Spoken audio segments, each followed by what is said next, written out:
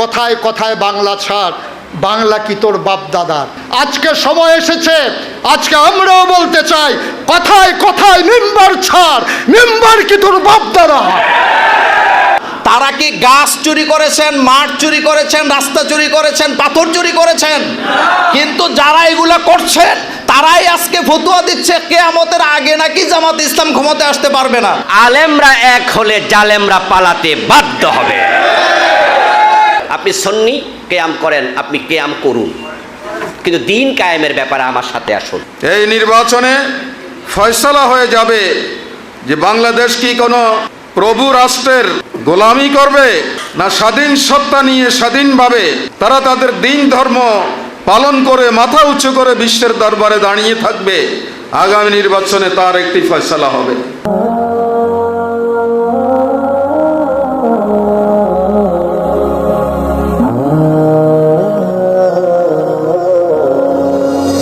ভালোবাসি ভালোবাসি সেই কাফেলা, যার সাথে প্রেম হলো ছোটবেলা।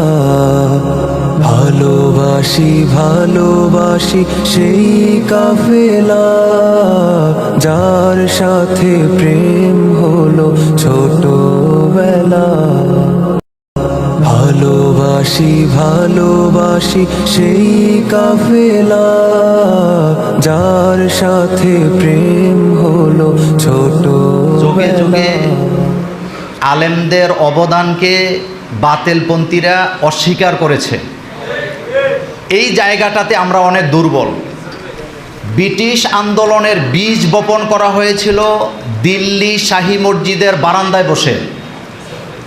ব্রিটিশদেরকে তাড়ানোর পরে আলেমদের আর কি নাই, মর্যাদা নেই। স্বাধীনতার যুদ্ধে আলেমদের ভূমিকা ছিল, এই ব্যাপারে একটা বই আছে, আপনারা জানেন, পড়বেন, ইন্টারনেটে সার্চ দিলে আসবে। কিন্তু ৭১-এর মুক্তিযুদ্ধকে কৌশলে রামেরা বামেরা ইসলামকে দমায় রাখার জন্য আমাদেরকে পাকিস্তানের দালাল বলে বলে মূলত ইসলামকে সেখানে থামিয়ে দেওয়ার জন্য তারা অপচেষ্টা করেছেন। যেটা ২৪-এর আন্দোলনকে তারা যেভাবে ছিনতাই করেছে, ৭১-কেও তারা সেভাবে ছিনতাই করেছিল। বাংলাদেশ স্বাধীনের পর বাংলাদেশের জামাত ইসলামের কোনো নেতা অথবা কোনো মিম্বরে দাঁড়ায় কোনো আলেম আজ পর্যন্ত স্বাধীনতার বিরুদ্ধে কি একটা বক্তব্য দিয়েছেন? বাংলাদেশের ক্ষতি হোক, এই বাংলাদেশের মানচিত্রের ক্ষতি হোক, এই রকমের কোনো কর্মকাণ্ড কি বাংলাদেশের আলেম ওলামারা কখনো করেছেন? তারা কি গাছ চুরি করেছেন, মাঠ চুরি করেছেন, রাস্তা চুরি করেছেন, পাথর চুরি করেছেন? কিন্তু যারা এগুলা করছেন তারাই আজকে ফতোয়া দিচ্ছে কিয়ামতের আগে নাকি জামাত ইসলাম ক্ষমতায় আসতে পারবে না। আসলে তারা এই কথা বলে জামাতে ইসলামকে বুঝাচ্ছে না, তারা বুঝাচ্ছেন বাংলাদেশে কিয়ামতের আগে নাকি ইসলাম ক্ষমতায় আসতে পারবে না। সুতরাং আজকের মঞ্চ থেকে আমাদের ঘোষণা হবে, মেম্বরে যখন দাঁড়াবো, কে কাউমি, কে আলিয়া, কে পীরপন্থী, কে কি পন্থী আমার দেখার বিষয় নয়। আগামী নির্বাচনের ভোটটা যেন জনগণ ইসলামের পক্ষে দেয় এবং কোরআনের পক্ষে দেয়, সেই আহ্বান জানাতে গিয়ে আমাদের কোনো সমস্যা আছে? আপনি মেম্বরে দাঁড়িয়ে আপনি শুধু এইটাই বলবেন যে আল্লাহ সুযোগ দিয়েছেন, এইবার আমরা যদি সকলে ভোট কেন্দ্রে গিয়ে ইসলামপন্থীদের পক্ষে একটা করে ভোট দিতে পারি, আগামী সংসদ হবে কোরআনের সংসদ। তাইলে আমরা মতিউর রহমান নিজামী শহীদ সহ যারা শহীদ হয়েছেন তাদের রক্তের বিনিময়ে বাংলাদেশে কোরআনের রাজ কায়েম করতে পারবো ইনশাআল্লাহ। আমরা কি রাজি আছি? আল্লাহ আমাদের সকলকে কবুল করুক। আসসালামু আলাইকুম ওয়া রাহমাতুল্লাহি ওয়া বারাকাতুহু। দুর্যোগকালীন মুহূর্তে যখন কথা বলেছিলাম, নিচে লোক দাঁড়িয়ে ইবনে তাইমিয়া হল রুমে, আর মুক্ত বিহঙ্গের মতো আকাশে বেড়ানোর যখন সুযোগ হয়েছে, তখনও কেন শিল্পকলা নয়, টাউন হল নয়, তখনও কেন এই বদ্ধ ঘরে? এটা আমার প্রথম প্রশ্ন। আজকে সময় এসেছে কথা বলার, সময় এসেছে কথা শোনানোর। সুতরাং আয়োজনটা সেই জায়গায় হওয়া বাঞ্ছনীয় ছিল এবং হৃদয়ের চাহিদা ছিল, কিন্তু সময়ের স্বল্পতায় হলরুম বরাদ্দ না পাওয়ায় সেই কাঙ্ক্ষিত ময়দান থেকে, কাঙ্ক্ষিত স্থান থেকে আমরা বঞ্চিত হয়েছি। সামনে কথা হবে ময়দানে, কথা হবে রাজপথে ইনশাআল্লাহ। বন্ধুগণ, আজকে এই ওলামা সমাবেশের সম্মানিত সভাপতি, আয়োজনের প্রধান অতিথি, প্রধান বক্তা, বিশেষ অতিথিবৃন্দ, একজনও নাই মঞ্চে যাদের নাম জানি না, নিতে গেলে সময় দীর্ঘ থেকে দীর্ঘতর হয়ে যাবে বিধায় লোভ সংবরণ করলাম, নিতে পারলাম না বলে দুঃখবোধ প্রকাশ করছি। বাস্তব চিত্র হচ্ছে আজকে বর্তমান পৃথিবীতে একবিংশ শতাব্দীতে বাস্তব চিত্র হচ্ছে সকল ধর্মের মানুষের একটা প্রমিস ল্যান্ড আছে।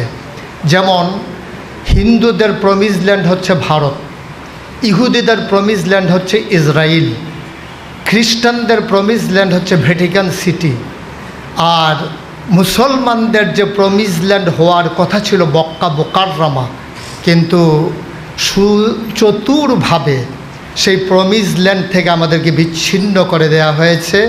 কেন্দ্র থেকে দূরে সরিয়ে দেওয়ার কারণে আজকে গোটা পৃথিবীতে মুসলমানরা কাশ্মীরে, তারপরে আপনার ফিলিস্তিনে, সিরিয়ায়, আরাকানে সব জায়গায় মার খাওয়ার পেছনে একটাই কারণ, আমাদের কেন্দ্রবিন্দু নাই, আমাদের প্রমিস ল্যান্ড নাই, আমাদের সত্যিকার অর্থে আমাদের ঐক্যবদ্ধ কোনো প্রচেষ্টা নাই। এভাবেই কি দিন যাবে? এভাবেই সময় চলে যাবে?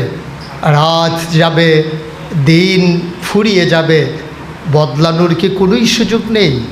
এজন্যই আমি মনে করি উত্তরণের উপায় হিসাবে যে বিষয়গুলো আমাদের খুব খুব তীক্ষ্ণভাবে নজর দেওয়া দরকার এবং পরিবর্তনটা যে থেকে সাধন করা দরকার, আমি আমার মতো করে আমার ক্ষুদ্র জ্ঞানে যেগুলো চিহ্নিত করেছি, আমাদের মাঝে এখনও ভ্রাতৃত্ববোধের যথেষ্ট অভাব।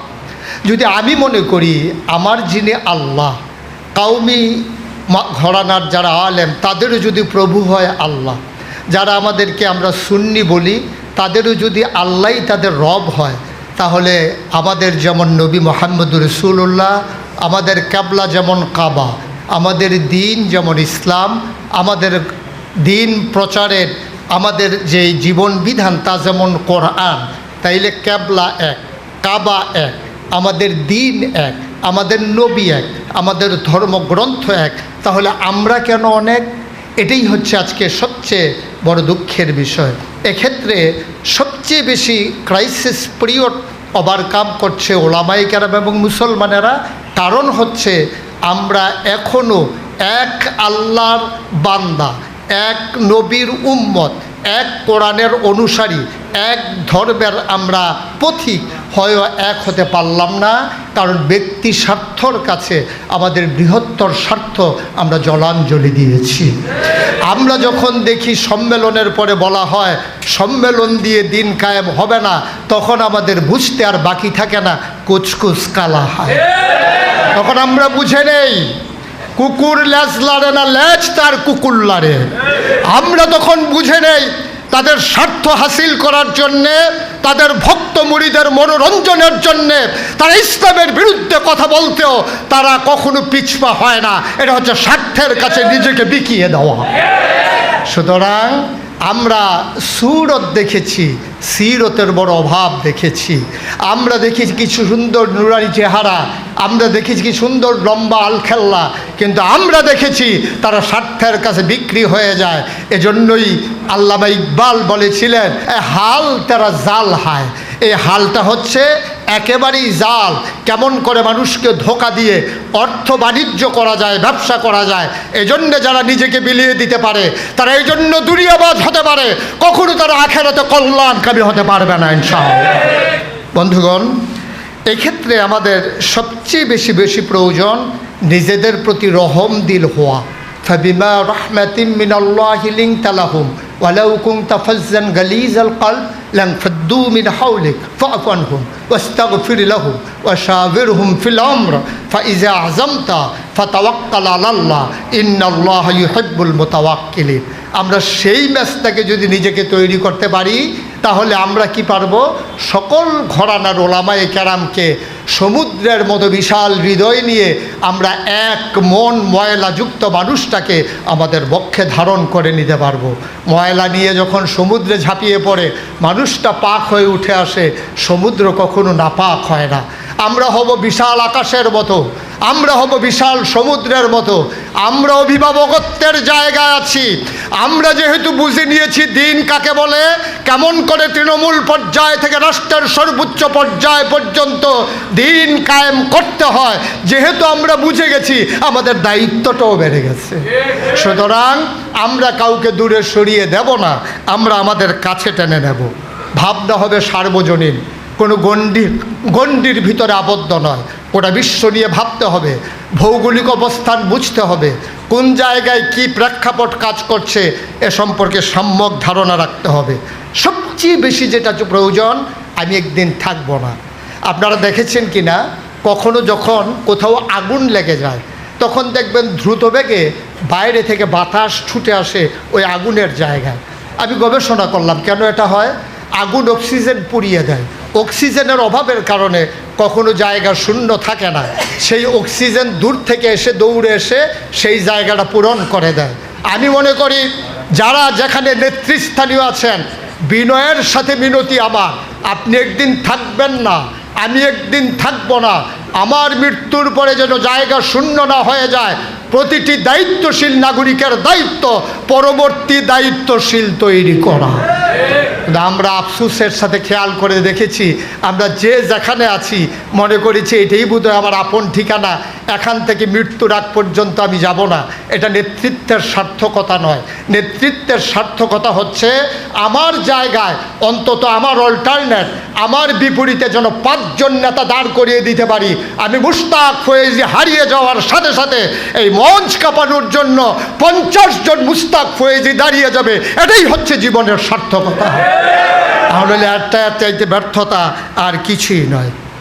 যেমন করে নবীর ইন্তেকালের পরে আবু বকর মুরতাদের বিরুদ্ধে দাঁড়িয়েছিলেন শক্ত হয়ে, ওমরে ফারুক যেমন করে কল্যাণ রাষ্ট্রের রূপরেখা দিয়ে তিনি প্রমাণ করে দিয়েছিলেন কেমন করে মানুষকে রাষ্ট্রীয় স্বাদ দিতে হয়, ঠিক তেমন করে ইসলামের 5ম খলিফা মাঝ দিয়ে কিছু খলিফা যখন পদচ্যুতি ঘটল, তাদের আদর্শচ্যুতি ঘটল, ইসলামের 5ম খলিফা হিসাবে সেদিন যখন খলিফা উমর ইবনে আব্দুল আজিজ ভূমিকা পালন করেছিলেন। পরবর্তীতে ক্ষমতা আর দিন দুটার সমন্বয় আর আমরা দেখিনি। এজন্য হাসান আল বান্নার উদ্ভব হয়েছে, এজন্য পরিচয় ঘটেছে সৈয়দ আবুল আলা মওদুদি রহমতুল্লাহ আলাই, যারা রূপরেখা দিয়েছেন কিন্তু বাস্তবের প্রমাণ দিয়ে যেতে পারেননি। আমরা যারা তাদের স্বপ্ন বাস্তবায়ন করার জন্যে আমরা যারা আজকেও এখন পর্যন্ত বেঁচে আছি, আমাদের দায়িত্ব সময় এসেছে। আমরা কি শুনেছিলাম 24-এর গণঅভ্যুত্থানে, 24-এর বিপ্লবে আমরা ছেলেদের কণ্ঠে শুনেছিলাম, সেদিন ছেলেরা স্লোগান দিয়েছিল ঢাকার রাজপথে যে কথায় কথায় বাংলা ছাড়, বাংলা কি তোর বাপ দাদার। আর আমরা দেখেছিলাম কথায় কথায় আমাদেরকে হুমকি দেওয়া হতো মিম্বারগুলো ছেড়ে দাও, দিনের সঠিক কথা মিম্বারে বলা যাবে না। আজকে সময় এসেছে, আজকে আমরাও বলতে চাই কথায় কথায় মিম্বার ছাড়, মিম্বার কি তোর বাপ দাদা। মিম্বার আমার, মিম্বার মুসলমানের, মিম্বার প্রতিটি মুসলমানের কাছে, আলেমের কাছে আমানত।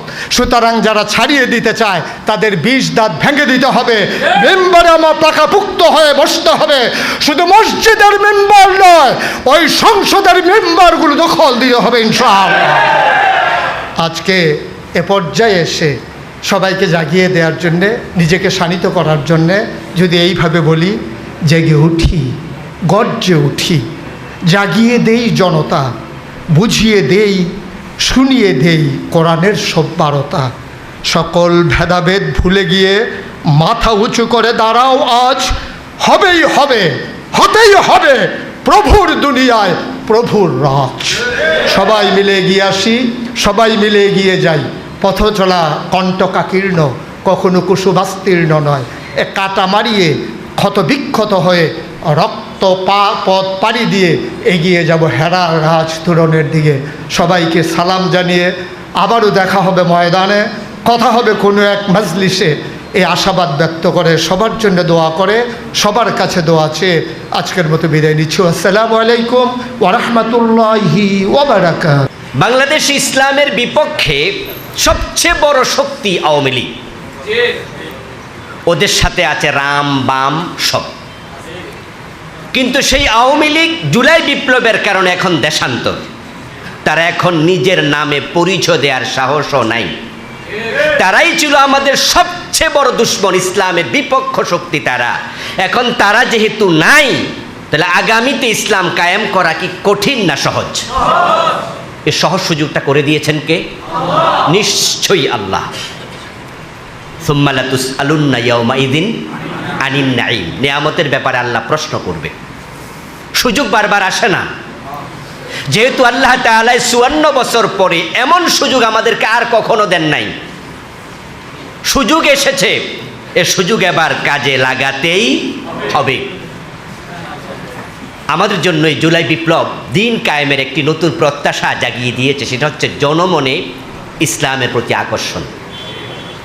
আপনারা দেখতে পাচ্ছেন যে এখন বাংলাদেশে ইসলাম কায়েম হতে পারে এই বিষয়ে শুধুমাত্র আমরা কথা বলি না, স্বয়ং বিএনপির লোকেরাও বলতে শুরু করেছে। ওরাও আমাদেরকে এখন প্রতিপক্ষ ভাবছে। আর আওয়ামী লীগ দেশে না থাকার কারণে দেশ এখন দুইটি সেক্টরে ভাগ হয়েছে। একটা হচ্ছে বিএনপি এবং সমমনাদের, আর একটা ইসলামওয়ালাদের। তাহলে আলটিমেট আল্লাহ আমাদেরকে বিরোধী দলে কিন্তু অলরেডি নিয়ে আসছে, আর এক ধাক্কা মারলে সরকারি দলে ইনশাআল্লাহ আল্লাহ এনে দিয়েছে আমাদেরকে দুই জায়গার এক জায়গায়। আমরা কিন্তু ইসলামওয়ালারা কখনোই দুই জায়গার এক জায়গায় ছিলাম না। আমরা অনেকেই ছিলাম থার্ড অথবা ফোর্থ অথবা তারও পিছনে, কিন্তু আল্লাহ এবার সেকেন্ড পজিশনে এনে দিয়েছে অলরেডি জুলাই বিপ্লবের মাধ্যমে। মানুষের প্রত্যাশা অনেক বেশি হওয়ার পিছনে আরও কিছু কারণ আছে। সেটা হচ্ছে যারা আমাদের বন্ধু দল, তারা সুযোগ পাওয়ার পরে যে পরিমাণ সন্ত্রাস চাঁদাবাজি শুরু করছে, বাংলাদেশের মানুষ অলরেডি তাদের উপর বিরক্ত হয়ে গেছে, অলরেডি বিরক্ত। এটা আরেকটি বিস্ময়কর বিষয়, তামাম দুনিয়াতেই সরকারের বিরুদ্ধে আন্দোলন হতে দেখা যায়। মানুষ সরকারের পদত্যাগ চায় বিভিন্ন দেশে বিভিন্ন কারণে, কিন্তু এবার সরকারে যাওয়ার আগেই বাংলাদেশের মানুষ তাদের পদত্যাগ চায় তাদের চারিত্রিক কারণে। গত কয়দিন আগে এনসিপির একটি প্রোগ্রাম ছিল শহীদ মিনারে। এনসিপির প্রোগ্রামে সেখানে ছোট্ট একটা বাচ্চা মেয়ের সাক্ষাৎকার নিচ্ছে কোন একজন সাংবাদিক। ওই বাচ্চা মেয়েটা সাক্ষাৎকার দিতে গিয়ে বলল যে এনসিপির প্রোগ্রামে আমি এসেছি, আমার ভাই আমার সাথে আসছে বা অমুক আত্মীয় আসছে, তবে আমি চাই জামাত ইসলামী ক্ষমতায় আসুক। মানুষের মুখের মাঝে আল্লাহ তাআলা এমন একটি জয় জয়কার অবস্থা তৈরি করেছেন, ইনশাআল্লাহ আমি স্বপ্ন দেখছি আগামী বাংলাদেশ ইসলামের বাংলাদেশ হবে।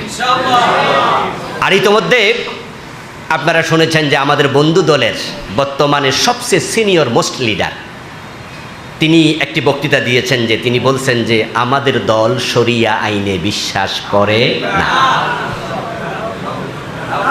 এই কথা শুধু বলে তিনি থামেননি, তিনি আরেকটি চমৎকার কথা বলেছেন। যেটা বলেছেন এটা ছিল কদর্যপূর্ণ কথা, যে তার দল শরিয়া আইনে বিশ্বাস করে না, এটা কুফরি, এটা খারাপ কথা, এটা কদর্য কথা। কিন্তু পরের কথাটা ভালো ছিল, সেটা হলো আরেক দল তো আছে ইসলাম চায় শরিয়া চায়, তারা করুক না। তাহলে তিনি কিন্তু আলটিমেটলি বুঝাই দিলেন যে আরেকটা দল শরিয়া কায়েমের চেষ্টা করছে, তারা করুক। এর মানে হলো ইসলাম কায়েম হোক, আলটিমেট সাপোর্ট আল্লাহ তাদের অন্তরও দিয়ে দিচ্ছেন। আগে তো বলতো শরিয়া আইন প্রতিরোধ করা হবে, এখন বলছে ওরা করুক না। তাহলে রাস্তা তো ওরাও দেখাই দিচ্ছে। এখন আমাদের এক হতে দেরি কোথায়? কেন আমরা এক হব না, আমরা কাছে আসবো না? বাংলাদেশ জামাত ইসলামীর আমির ডাক্তার শফিকুর রহমান হাফেজাহুল্লাহ, তিনি অসুস্থ আছেন, আল্লাহ সুস্থ করুক, বলেন আমিন। ওনার ডাইনামিক নেতৃত্ব এদেশের ইসলাম বিজয়ের পথকে আরও উন্মুখ করে দিয়েছে, আরও খুলে দিয়েছে, আর উন্মুক্ত করেছে। আলহামদুলিল্লাহ, ওনার ভালোবাসার কারণে, ওনার ডাইনামিক লিডারশিপের কারণে এদেশের ইসলামী দলগুলো কাছাকাছি চলে আসছে। আমাদের এখানে ইসলামী আন্দোলনের একজন দায়িত্বশীল কুমিল্লা মহানগরীর সেক্রেটারি, উনি এখানে আছেন, এনাম ভাই না? দেখেন যে ওনাদের দলের একজন লিডার, ভালো আলেম, মাওলানা রেজাউল করিম আবরার, আমার বন্ধু মানুষ, খুবই কাছের মানুষ। আমিরে জামাত আবরার ভাইয়ের কাছে পর্যন্ত ফোন করে।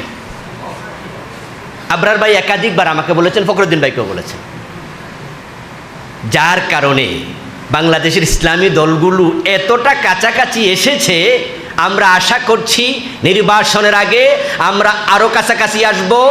আলেমরা এক হলে জালেমরা পালাতে বাধ্য হবে। আলেমরা এক হলে জালেমরা পালাতে বাধ্য হবে। কুমিল্লার ওলামায়ে হযরতের কাছে আমার অনুরোধ থাকবে, ইত্তেহাদের জন্য, ইত্তেফাকের জন্য আমরা সকলে এক হয়ে যাই।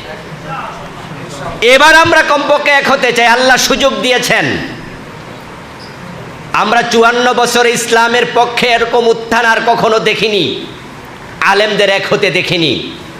এবার যেহেতু আমরা কাছাকাছি আসছি, যতটুকু ছাড় দেয়া দরকার অতটুকু দিয়ে আমরা এক হতে চাই।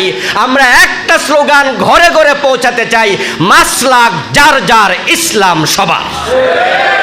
আপনি সুন্নি কিয়াম করেন, আপনি কিয়াম করুন, কিন্তু দিন কায়েমের ব্যাপারে আমার সাথে আসুন। আপনি কিয়াম করেন না, আপনি কিয়াম না করুন, দিন কায়েমের ব্যাপারে আমার সাথে আসুন।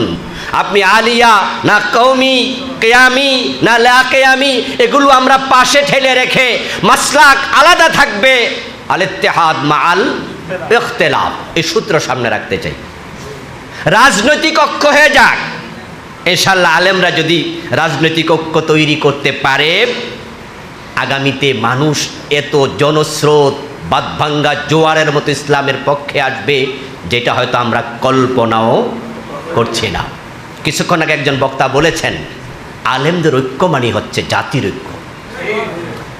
3.5 লাখ থেকে 4 লাখ মসজিদ আছে, ওই মসজিদের মিম্বার থেকে ইসলামের পক্ষে কথা তুলুন, হিকমতের সাথে। কোনো দলের নাম বলা দরকার নাই। সামনে মাহফিলের সিজন আসছে, দিন বিজয়ের জন্য এটা একটা পজিটিভ টার্নিং পয়েন্ট। এবারের আপনার নির্বাচন হবে ফেব্রুয়ারিতে। আশা করা যাচ্ছে ফেব্রুয়ারি অথবা তার একটু কম বেশি আগ পরে হয়ে যাবে পুরাটা সিজন মাহফিলের সিজন। আমাদের এক একটা মাহফিল এক একটা বিশাল বড় জনসভা হবে ইনশাআল্লাহ। প্রতিটা মাহফিলে আমরা ইসলাম বিজয়ের পক্ষে কথা বলবো। একটি সূত্র বলে আমি আলোচনা শেষ করতে চাই। সব ওলামায়ে হযরতের আলেমদের আপনাদের কাছে অনুরোধ থাকবে, হিকমাটা হচ্ছে, কৌশলটা হচ্ছে এরকম, 54 বছর ধর্মনিরপেক্ষতাবাদের শাসন দেখেছেন, জাতীয়তাবাদের শাসন দেখেছেন। তারা তো শান্তি দিতে পারেনি, দেশের টাকা লুট করে বিদেশ পাঠাইছে। 54 বছর ইসলাম তো দেখেননি, কমপক্ষে 5 বছরের জন্য ইসলাম দেখেন। যদি মানুষকে আমরা বুঝাতে পারি আর ওলামায়ে হযরতের আহ্বানে মানুষ সাড়া দেয়, ইনশাআল্লাহ আগামীর সংসদ কোরআনের সংসদ হবে। এই জন্য আমরা কুমিল্লা থেকে বিপ্লবের আওয়াজ তুলতে চাই। প্রত্যেকে নিজের জায়গা থেকে সর্বোচ্চটুকু দিতে চাই। ছাড় দিয়ে, ভালোবাসা দিয়ে, বন্ধুত্ব দিয়ে, বুকে বুক মিলিয়ে আমরা একসাথে আগাবো।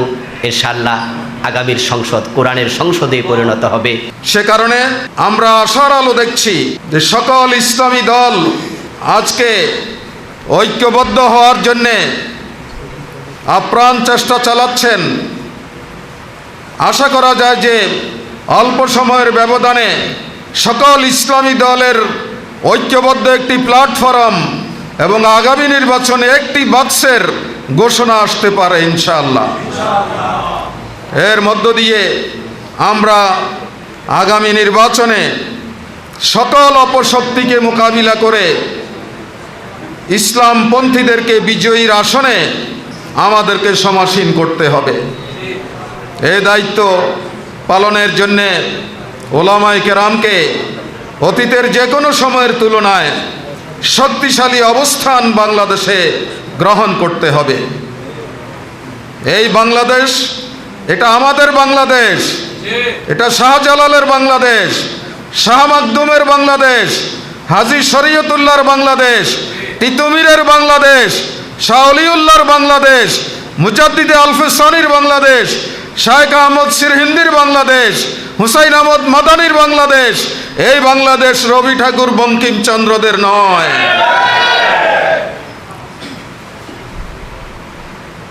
সে কারণে এখানে কারো কোনো ষড়যন্ত্র আমরা বাস্তবায়ন হতে দেব না। কোন স্বৈরাচার বাংলাদেশে মাথা উঁচু করে দাঁড়াক, এটা আমরা আর বরদাস্ত করব না। ন্যায় ইনসাফের ভিত্তিতে মানুষের সকল মৌলিক অধিকার নিশ্চিত করে আমরা এই দেশে একটি শান্তির সমাজ, একটি বৈষম্যহীন সমাজ একটি মানবিক বাংলাদেশ গড়ে তুলতে চাই। আর এটা আমরা বিশ্বাস করি যে বৈষম্যহীন সমাজ, মানবিক বাংলাদেশ গড়ে ওঠার জন্য যেই ফর্মুলার প্রয়োজন, সেটা দুনিয়ার কোনো মন্ত্রতন্ত্রের মধ্যে নেই, দুনিয়ার কোনো আদর্শের কাছে এটা নেই। এটা আছে আল্লাহর পক্ষ থেকে আসা মহাগ্রন্থ আল কোরআনের কাছে। সেই কোরআনের সবক অনুযায়ী আমাদেরকে এই দেশটাকে গড়ে তোলার জন্যে চেষ্টা চালাতে হবে।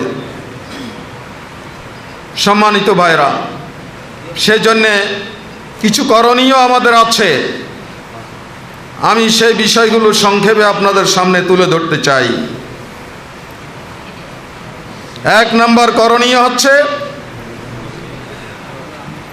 আমাদের ঐক্যকে অত্যন্ত সিমেন্টেড রাখতে হবে। বুনিয়ানুম মারসুসের মতো সকল ইসলামী দল ওলামায়ে কেরামের ঐক্য গড়ে তুলতে হবে।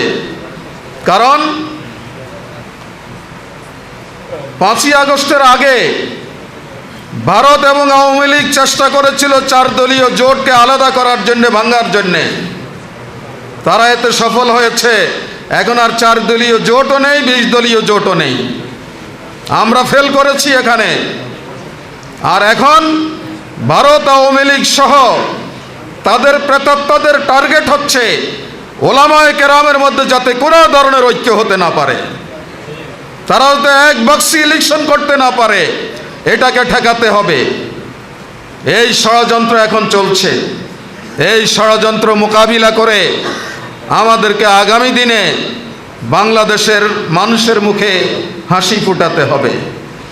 এই জন্যে ঐক্য বিরোধী কোনো বক্তব্য, কোনো কথা, কোনো লিখনি, কোনো কিছুই করা যাবে না জামাতের অন্তত নেতাকর্মীদের পক্ষ থেকে। অন্যরা আমাদেরকে টিপ্পনি কাটবে, আমাদেরকে ইঙ্গিতে কথা বলবে, বিভিন্নভাবে কথা বলবে। আমরা এই ধরনের কথাও বলবো না। আমরা সকলকে নিয়ে ঐক্যবদ্ধভাবে আগামী লড়াইতে আমরা অবতীর্ণ হতে চাই। এটা জামাত ইসলামীর ডিরেকশন, কেন্দ্রীয় সিদ্ধান্ত। কোনো ভাবাবেগে ঐক্য বিরোধী কোনো কথা ডাইরেক্ট ইনডাইরেক্ট আমাদের বলা যাবে না। দ্বিতীয় কথা হচ্ছে, এই দেশে দীর্ঘদিন থেকে ইসলাম ভীতি মানুষের মধ্যে বিরাজ করছে। ইসলাম বিরোধী শক্তি ইসলামকে ব্যঙ্গ বিদ্রুপ করে ইসলামের বিভিন্ন শিক্ষা দীক্ষার উপরে ভুল ব্যাখ্যা দিয়ে মানুষের মধ্যে একটা ভীতি জাগ্রত করেছে যে শরিয়া আইন চালু হলে তোমাদের হাত একটাও থাকবে না, শরিয়া আইন চালু হলে নারীদেরকে প্রস্তর আঘাতে হত্যা করা হবে। এই ধরনের বহু ইসলাম ভীতি মানুষের মধ্যে ছড়িয়ে দিয়েছে। আমরা ইসলামের মুখপাত্র ওলামায়ে কেরাম তাদের বক্তব্যের মাধ্যমে মানুষের মধ্য থেকে এই ভীতি দূর করতে হবে, মানুষের মধ্যে আশাবাদ জাগ্রত করতে হবে যে ইসলাম হচ্ছে একটি পূর্ণাঙ্গ জীবন ব্যবস্থা, কমপ্লিট কোড অফ লাইফ, মোকাম্মেল নিজামে হায়াত।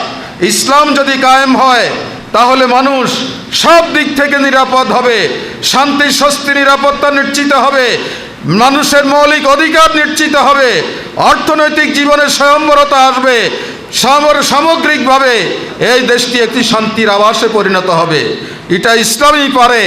আমরা 54 বছরের বাংলাদেশে, 25 বছরের পাকিস্তানে শাসক গোষ্ঠীকে আমরা দেখেছি, তারা জনগণকে ধোঁকা দিয়েছে, তারা লুটপাট করেছে, নিজের আখের গুছিয়েছে। এই সমাজের মানুষের কল্যাণে তারা ভূমিকা পালন করতে পারে নাই। সুতরাং এই ব্যর্থতার পটভূমিতে আজকে জনগণ ইসলামপন্থীদের প্রতি যে আশাবাদ তাদের মধ্যে জাগ্রত হয়েছে, এই আশাকে বাস্তবে আমাদেরকেও রূপ দিতে হবে। সেজন্য কোনোভাবেই জনগণ যাতে ইসলাম ভয়ে, ইসলাম ভীতিতে ভুগতে না পারে, এ ব্যাপারে আপনাদেরকে যুক্তি তর্ক দিয়ে, দলিল আদিল্লা দিয়ে ইসলামের সৌন্দর্য এবং আকর্ষণ সমাজের মানুষের কাছে তুলে ধরতে হবে। আমাদের আরেকটি কাজ হচ্ছে জনগণকে এটা বুঝানো যে ভোট একটা আমানত।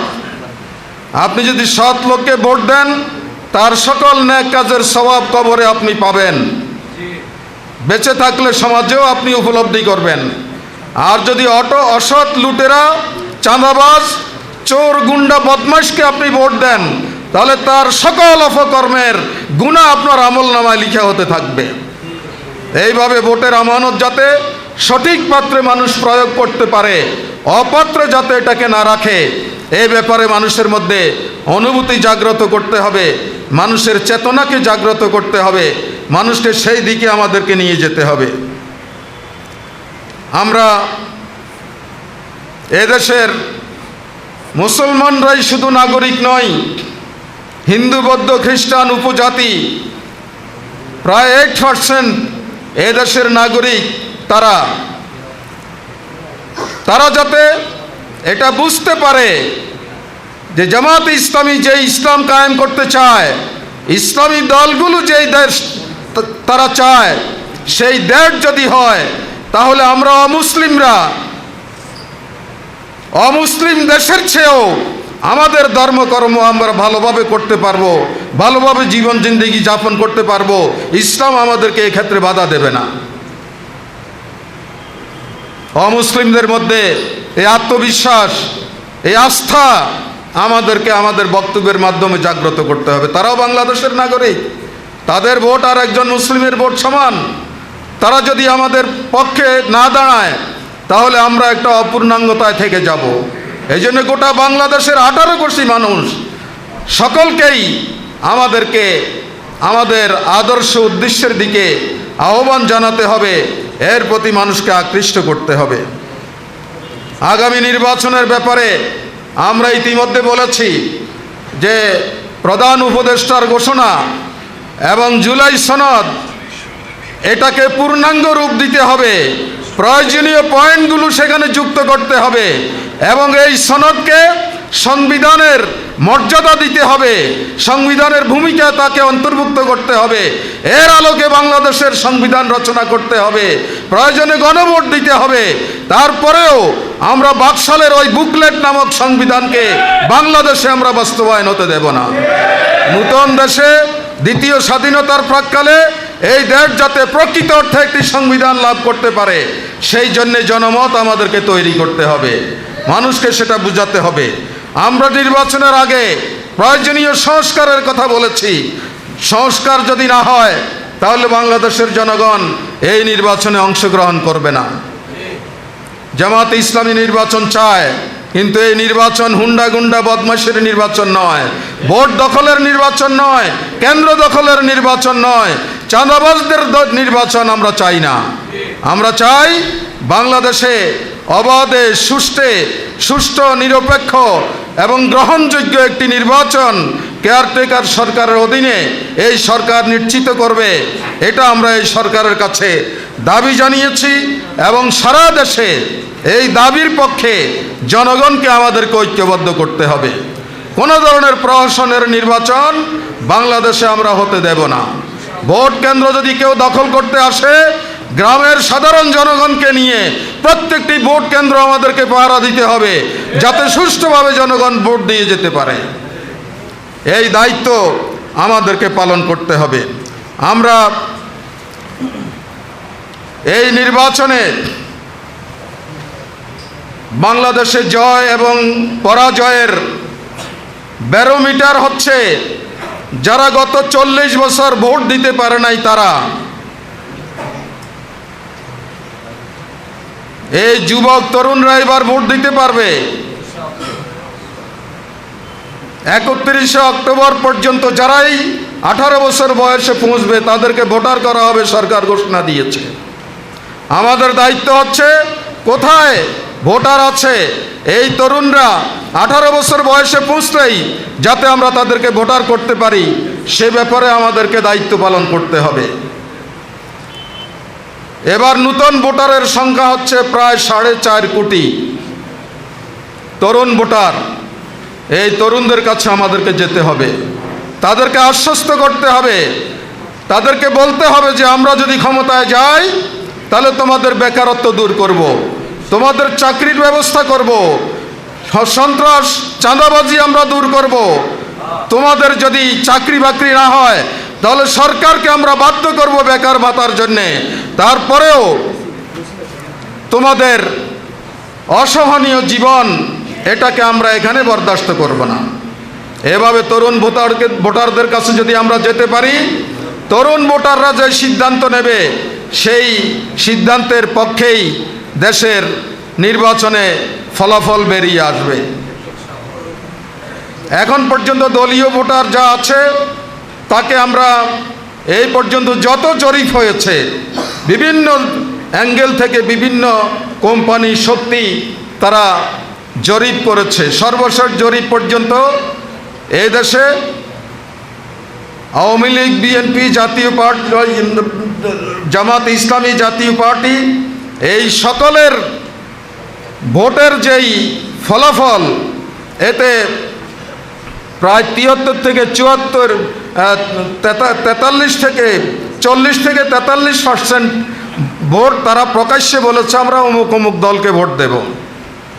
বাকি সাধারণ জনগণ প্রায় 65%, এরা এখনো সিদ্ধান্ত নেয় নাই কাদেরকে ভোট দেবে, কাদের পক্ষে নির্বাচনে দাঁড়াবে। এই সাধারণ জনগণের কাছে সকল দলের আগে আমাদেরকে পৌঁছতে হবে, তাদের সাথে আলাপ আলোচনা করে ওয়াদা করাতে হবে যে আমরা এবার ইসলামের পক্ষে আছি, ইসলামী দলগুলো যেই বক্স তৈরি করবে সেই বক্সে আমরা ভোট দেব। এই কাজটি আমাদেরকে করতে হবে। নির্বাচনে বড় ফ্যাক্টর হচ্ছে ছাত্র, যুবক, শ্রমিক, ওলামা, ইমাম, এদেরকে ঐক্যবদ্ধ করা, সংগঠিত করা, এদের কার্যক্রমের মাধ্যমে যাতে গোটা সমাজের মধ্যে ইসলামের পক্ষে একটি গণজোয়ার তৈরি হয়, সেই উদ্যোগ আমাদেরকে নিতে হবে। এই নির্বাচনে আমরা আগে তো 50-60 আসনে ইলেকশন করতাম, সেভাবে আমরা ফান্ড কালেকশন করতাম। এইবার 300 আসনে নির্বাচনের আমরা সিদ্ধান্ত নিয়েছি। সুতরাং আগের তুলনায় 100% বেশি নির্বাচনী ফান্ড আমাদেরকে সংগ্রহ করতে হবে। আপনাদের যাদের যেখানে কথা বলার সুযোগ আছে, এদেশে সম্পদশালী লোকের অভাব নেই, আপনারা তাদেরকে কনভিন্স করে আগামী নির্বাচনে যাতে আমরা পয়সার অভাবে ক্ষতিগ্রস্ত না হই, সে ব্যাপারে আপনাদেরকে গুরুত্বপূর্ণ ভূমিকা পালন করতে হবে। সম্মানিত ভাইরা, আমরা নিঃসন্দেহে বিজ্ঞ আলেম, কিন্তু এখানকার আলেমদের মধ্য থেকে 10 জন লোককে যদি আমরা বাছাই করি এবং তাদেরকে এমপি, উপজেলা চেয়ারম্যান, ইউনিয়ন কাউন্সিলের চেয়ারম্যান বানাই দেই, তারা কি পারবে এলাকাগুলো পরিচালনা করতে? কিভাবে চেয়ারম্যানই করতে হয়, কিভাবে বাজেট বরাদ্দ করতে হয়, কিভাবে এগুলো বন্টন করতে হয়, কোন অফিসে যেতে হবে, কার কাছে যেতে হবে, এরকম অনেক জ্ঞান আমাদের নাই। সুতরাং অন্ধকারে ঢিল ছুড়লে কোনো কাজ হবে না। এবং ইসলামের আলোকে সমাজ ও রাষ্ট্রকে পরিচালনার জন্যে এই নূতন আধুনিক যুগে কি কি আইন প্রণয়ন করা দরকার, এই ব্যাপারে যদি ওলামায়ে কেরামদেরকে ডাকা হয়, তাহলে খুব কম সংখ্যক লোকেই এখানে টিকবে। তার কারণ আমরা যারা আলেম হয়েছি, কিতাবি আলেম হতে পারি নাই, নোট পড়ে পাশ করে আমরা আলেম হয়েছি। ইসলামের বিভিন্ন বিষয় সম্পর্কে আমাদের মধ্যে জ্ঞানের অভাব। আমি আপনাদেরকে অনুরোধ করব, আপনাদের লেখাপড়া আরও বাড়িয়ে দিতে হবে। জ্ঞান অধ্যয়নে, কোরআন হাদিসের গভীর অধ্যয়নে আপনাদেরকে মনোনিবেশ করতে হবে, যাতে সমাজের সব ধরনের ক্রাইসিস আমরা কোরআন সুন্নাহর আলোকে ইজতিহাদ করে সমাধান করতে পারি, দেশের আইনকে আমরা সেভাবে সাজাতে পারি। সেজন্য উলামায়ে কেরামদেরকে প্রচুর লেখাপড়া করতে হবে, অনেক বই পুস্তক অধ্যয়ন করতে হবে। দ্বীনি জ্ঞান এবং বৈষয়িক জ্ঞান, উভয় জ্ঞানে আমাদেরকে সুসজ্জিত হতে হবে। তাহলে আগামী দিনে আমরা এই 18 কোটি মানুষকে নেতৃত্ব দিতে সক্ষম হব। আমার সর্বশেষ কথা হচ্ছে, চতুর্দিকে গভীর ষড়যন্ত্র চলছে। এই ষড়যন্ত্র মোকাবিলায় শতভাগ প্রস্তুতি আমরা নেয়ার পরেও আমরা কামিয়াব হতে পারবো না যদি আল্লাহর সাহায্য না থাকে। এই জন্য সব ধরনের প্রস্তুতি আমরা নেব। আর তার পাশাপাশি প্রতিদিনই আল্লাহ রাব্বুল আলামিনের কাছে ফরিয়াদ জানাতে হবে, আল্লাহ যাতে 3 দিক থেকে মুশরিকে ঘেরা এই অসহায় বাংলাদেশের মুসলিম উম্মাহকে হেফাজত করেন, রক্ষা করেন, সাহায্য করেন। এখানে যাতে মুসলমানদের জন্য বসবাসের উপযোগী একটি পরিবেশ করে দেন। শেষ রাতে উঠে উঠে নীরবে আল্লাহ তাআলার কাছে কান্নাকাটি করতে হবে, যাতে আগামী দিনে আর বড় ধরনের কোনো ষড়যন্ত্রের কবলে হায়নার হাতে বাংলাদেশের এই সরল মনা মুসলিম নরনারীরা না পড়ে, তারা যাতে শান্তিতে এখানে দিন ধর্ম পালন করতে পারে, এই জন্য আমাদের প্রস্তুতিও থাকবে। আল্লাহ তাআলার কাছে প্রতি রাতে আমরা হাত তুলে সেজদায় পড়ে তার কাছে সাহায্যও চাইব। আমার বিশ্বাস যে 5ই আগস্টের নজিরবিহীন গণ অভ্যুত্থানে যেভাবে হাজার হাজার ফেরেশতা জনগণের কাছে রাজপথে নেমে এসেছিলেন, আগামী দিনে আল্লাহর সাহায্যে আমরা তার চেয়েও একটি সফল বিপ্লবের মাধ্যমে এদেশে ইসলামী কল্যাণ রাষ্ট্র কায়েমে সফল হব। আল্লাহ তাআলা আমাদেরকে সেজন্যে ডে নাইট ওয়ার্ক করার জন্যে রাত দিন খেটে পরিশ্রম করে ভূমিকা পালনের তৌফিক দান করুন, এই কামনা করে আপনাদেরকে আবারও আন্তরিক ধন্যবাদ জানিয়ে আমি আমার বক্তব্য এখানে শেষ করছি। নাসরুম মিনাল্লাহি ওয়া ফাতহুন কারীব ওয়া বাশশিরিল মুমিনিন।